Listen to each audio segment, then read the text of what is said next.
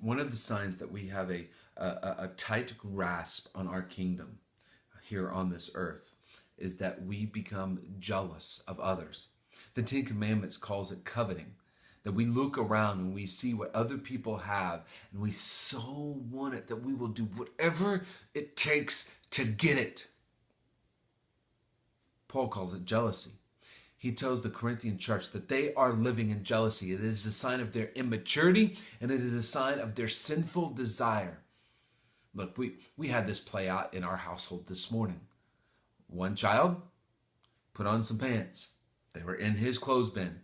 Another child looked at those pants and said, "Those are my pants. I want those pants. You can't wear those pants." And we had a fight over pants in our house this morning before school. And that's exactly what Paul says. When we become too, when our grip is too tight on our own kingdom, we will get jealous over what other people have, and we will start to fight and argue over it.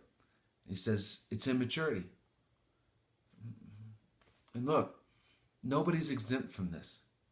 It happens in church world. It happened in the church of Corinth. For some reason, they were having fights and quarrels about who was the best leader in their church. Was it Paul? Was it Apollos?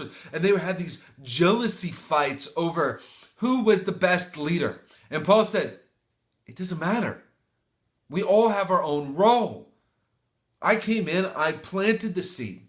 Apollos came along and he watered the seed. Nobody's best. We just have our different roles. He says, God is the one that grows it. So get over it. Stop fighting. Stop having jealousy. Stop being so attached to your little kingdoms that you can't see the bigger deal that's at stake here, that there is an enduring kingdom to grab a hold of, and that we have our own roles in this. And it doesn't matter what role we have, we build with materials. And if we have a grasp on our own kingdom, we build with wood, hay, and straw. Stuff that when the fire comes, it'll be burned up and it's gone. But if we are building for the enduring kingdom, if we have a grasp on the enduring kingdom, then we will build with gold, silver, and jewels that will last through the fire. Look, what are we building with? What are you building with? Are you even building for the kingdom? Or do we have such a stranglehold on our little kingdom here that we begin to get jealous over every little thing and we argue and we fight? Look, we don't have these arguments and fights in our church that I know of, which is great. But does that mean that they're not existent in our heart?